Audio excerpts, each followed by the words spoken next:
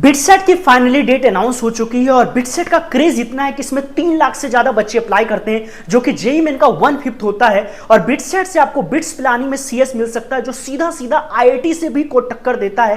तो ये आपके लिए गोल्डन अपॉर्चुनिटी है अगर आपका जेईई मेन थोड़ा सा भी खराब गया है। तो चलिए वीडियो को शुरू करते हैं और जानते हैं कि बिटसेट के लिए वो कौन सी गॉड स्ट्रेटेजी होगी जिससे आपके 300 से प्लस मार्क्स आ सकते हैं बिटसेट 2024 में। तो let's get started. So hello everyone, so this is Mrityunjay, chemistry faculty in resonance. और आज के वीडियो में हम बात करने वाले हैं बिटसेट 2024। तो साइड में आपको दिखता भी रहेगा जो मैं बोलूंगा। और सबसे बड़ी अगर बिटसेट की बात करें तो BITSAT is none or less than equivalent to IIT. अगर आप बिटसेट से बिट्स पिलाने में अगर आपको कंप्यूटर साइंस इंजीनियरिंग मिल जाता है तो आईआईटी की प्लेसमेंट और बिटसेट की प्लेसमेंट में कोई खास अंतर बचेगा नहीं। तो जिन भी बच्चों का जेईई मेन खराब गया उनके लिए लास्ट होप है। और मैं उम्मीद करूंगा कि इस वीडियो में आप जितने देर भी देखें लास्ट तक देखना, बिकॉज एकदम फाइनल स्ट्रेटेजी मैं बताऊंगा जिससे पेपर को अगर आप अटेम्प्ट करोगे तो 300 प्लस मिक्स्योर आएगा और उससे आपको कंप्यूटर साइंस इंजीनियरिंग सीधा बिट्स पिलाने में मिल सकता है। तो सबसे पहले बात करें तो एक्यूरेसी इज द गेम। इस पूरे का पूरा जो एग्जाम है बिटसेट, उसका जो मेन मंत्र है, जो ब्रह्मास्त्र है, वो है एक्यूरेसी। कि कम टाइम में हम जो क्वेश्चंस कर सकें ज्यादा से ज्यादा, बिकॉज इसमें बोनस क्वेश्चंस भी आते हैं जो काफी अलग फीचर है जिसके बारे में हम बात करेंगे।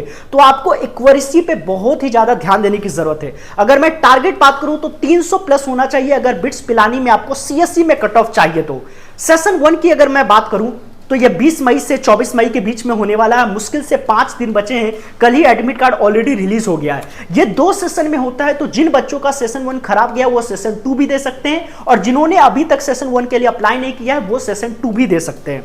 अगर मैं नंबर ऑफ कैंडिडेट्स की बात करूं तो जैसा कि मैंने इंट्रो में बताया 3 लाख से ज्यादा बच्चे इसके लिए अप्लाई करते हैं, जो कि मोर और लेस 1/5 ऑफ जेईई मेन होता है। तो इस एग्जाम का जो क्रेज है वो बिल्कुल नेक्स्ट लेवल है। अगर मैं पेपर लेवल की बात करूं तो ये जेईई मेन से थोड़ा सा हल्का नीचे होता है, बट अच्छा होता है बिकॉज इसमें क्वेश्चंस ज्यादा होते हैं। जेईई मेन में तो कम क्वेश्चंस होते हैं, लेकिन इसमें क्वेश्चंस जो अटेम्प्ट करना होता है वो काफी ज्यादा होता है, जिससे कि इसका क्रेज जो है और इसको अटेम्प्ट करने की जो स्ट्रेटेजी है वो बिल्कुल अलग सी हो जाती है।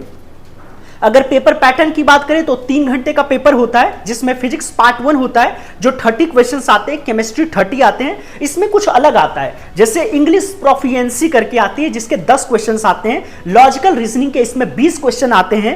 पार्ट 4 मैथमेटिक्स की बात करें, अगर जेईई कैंडिडेट हो तो तुम्हारे 40 क्वेश्चंस आते हैं, और +3 करेक्ट के लिए होता है, -1 इनकरेक्ट के लिए होता है। तो जैसे मेन जेईई मेन में क्या होता है +4 -1, तो वहां तुक्का चल जाएगा, बट यहां पे बिल्कुल भी आप अफोर्ड नहीं कर सकते, बिकॉज मोर और लेस इक्विवेलेंट टू 50% है। आपका 50% माइनस मार्किंग है, तो बिल्कुल भी आप ना करें।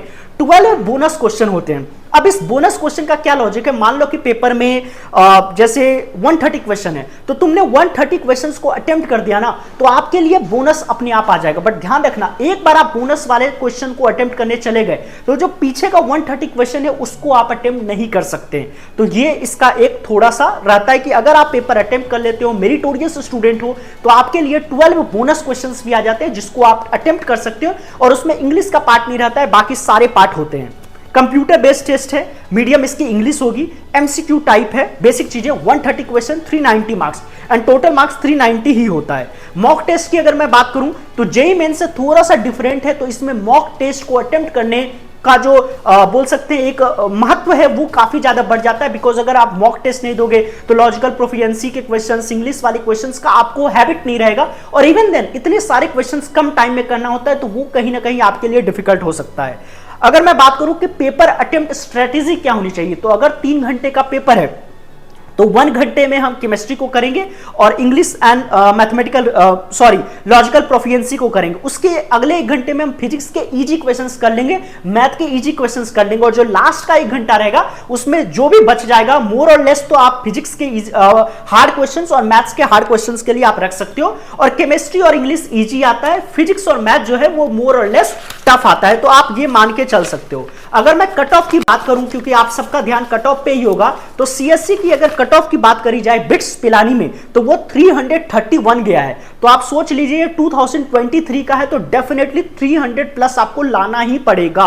बिट्स गोवा की बात करें तो 295 है, और बिट्स हैदराबाद जो कि नया कैंपस है लेकिन हैदराबाद काफी ग्रोइंग है, तो उसमें भी आपको काफी अच्छा स्कोप मिल जाएगा जो कि 284 है। अगर आपको कोई भी नॉर्मल ब्रांच भी चाहिए तो 225 प्लस 240 प्लस तो आना ही पड़ेगा, तो जाकर एक डिसेंट सा ब्रांच मिल सकता है इन सारे कैंपसेस में। अगर मैं हाई वेटेज टॉपिक की बात करूं कि भैया आप मेरे को बताओ अभी 5 दिन बचे हैं तो मैं किस चीज को रिवाइज करूं, तो पहले देख लेना मैथ्स में क्या आपने सर्कल किया है, क्या आपने स्ट्रेट लाइन किया है, क्या आपने वेक्टर्स किया है, क्या लिमिट कंटिन्यूटी डेरिवेबिलिटी किया है, कॉम्प्लेक्स किया है, डिफरेंशियल इक्वेशन किया है, बाइनोमियल किया है, सेट थ्योरी किया है। इन सबको नहीं किया है तो सबसे पहले इन सबको करो because they are having the highest weightage. Physics में मैं बात करूं तो हीट एंड थर्मोडायनेमिक्स को किया है क्या, EMF, EMI, SHM, wave motion, wave optics, current electricity, electrostatics, RBD and fluid, these are the most important topics जिनसे बार बार क्वेश्चंस आए हैं। अगर मैं केमिस्ट्री की बात करूं तो chemical bonding, carboxylic acid, biomolecules, atomic structure, P block, mole, hydrocarbon, electrochemistry, chemical thermodynamics. वैसे तो बोला जाए तो बिटसेट में हर एक चैप्टर से 3 से 4 क्वेश्चंस आने की प्रोबेबिलिटी है ही, मतलब हर चैप्टर से क्वेश्चन आएगा मोर और लेस। बट अगर आपको यह है कि अगर मान लो कोई ऐसा टॉपिक है जिसमें आप कॉन्फिडेंट नहीं हो और आपको 280 प्लस भी लाना है तो इन टॉपिक्स को तो बिल्कुल भी आप नहीं छोड़ सकते बिकॉज इनका वेटेज सबसे ज्यादा पेपर में आने वाला है। अगर मैं स्ट्रैटेजी की बात करूं तो केमिस्ट्री में आपको स्टिक करना होगा एनसीईआरटी से। एनसीईआरटी से बाहर आने की प्रोबेबिलिटी काफी कम है तो आप स्टिक कर सकते हो एनसीईआरटी से, और पीवाईक्यूज कर लिया करो जेईई मेन और बिटसेट के, बिकॉज जेईई मेन का लेवल थोड़ा सा जेईई मेन से थोड़ा सा लेवल नीचे है, बट जेईई मेन का भी आज का लेवल केमिस्ट्री का आपको पता है आसान ही आ रहा है, तो एनसीईआरटी से ही क्वेश्चंस आएंगे, तो एनसीईआरटी पे काफी ज्यादा आपको स्टिक करने की जरूरत है। अगर मैं फिजिक्स में बात करूं तो फॉर्मूला सीट, इतने सारे फॉर्मूला हैं, आपको फॉर्मूला एकदम मुंह पे जवानी याद होना चाहिए बिकॉज 1 मिनट से भी कम टाइम मिलेगा, तो अगर आपको फॉर्मूला याद नहीं होगा तो आप डेफिनेटली गलतियां करोगे। पीवाईक्यूज जेईई मेन का कर लो और बिटसेट के भी पीवाईक्यूज करो बिकॉज पीवाईक्यूज से क्वेश्चन आने की प्रोबेबिलिटी काफी ज्यादा होती है। मैथ्स की बात करूं तो formula sheet and PYQs mock test इसमें भी इंपॉर्टेंट होगा बिकॉज मैथ में ऐसा थ्योरी तो कुछ होता नहीं है, तो मोर और लेस क्या है क्वेश्चंस करना है। और अगर मैं इंग्लिश की बात करूं बिकॉज इसमें कुछ ये अलग वाला पोर्शन होता है, तो कई सारे बच्चों को इंग्लिश के बारे में आइडिया नहीं है, तो इंग्लिश में सिनोनिम एंड एंटोनिम, सेंटेंस को कंप्लीट करना आना चाहिए, rearrangement of jumbled words and one word substitution, ये एक मेजर पोर्शन है इंग्लिश का, और भी है जो कि आप सिलेबस देख सकते हो बट ये तो मोस्ट इंपॉर्टेंट है। अगर मैं लॉजिकल रीजनिंग की बात करूं जो कि अगर दिमाग है आपके पास तो आप डेफिनेटली कर सकते हो, figure formation and analysis, figure matrix भी इंपॉर्टेंट है, एनालॉगी टेस्ट इंपॉर्टेंट है, सीरीज टेस्ट न्यूमेरिकल इंपॉर्टेंट है, लॉजिकल डिडक्शन, तो ये सारे टॉपिक हैं जो कि बिटसेट के सबसे ज्यादा इंपॉर्टेंट है। अब मैं अगर फाइनली वीडियो को कंक्लूड करूं तो बस यही कहना है कि जो तैयारी होनी है वो ऑलरेडी हो गई है।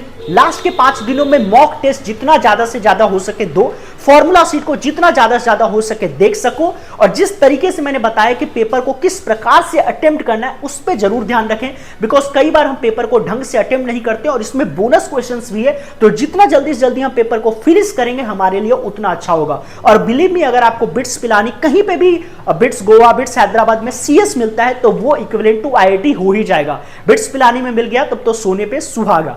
तो गाइस वीडियो को एंड करते हैं। अगर आप चैनल पे नए हो तो प्लीज सब्सक्राइब करें, टेलीग्राम ग्रुप को भी ज्वाइन कर ले, और जो मेरा वेबसाइट है www.crackiit.live उसको भी जरूर से जरूर इनरोल करें बिकॉज काउंसलिंग से रिलेटेड सारी इंक्वायरीज आपकी वहीं पे सॉर्ट होगी। तो मिलते हैं किसी नेक्स्ट वीडियो में, तब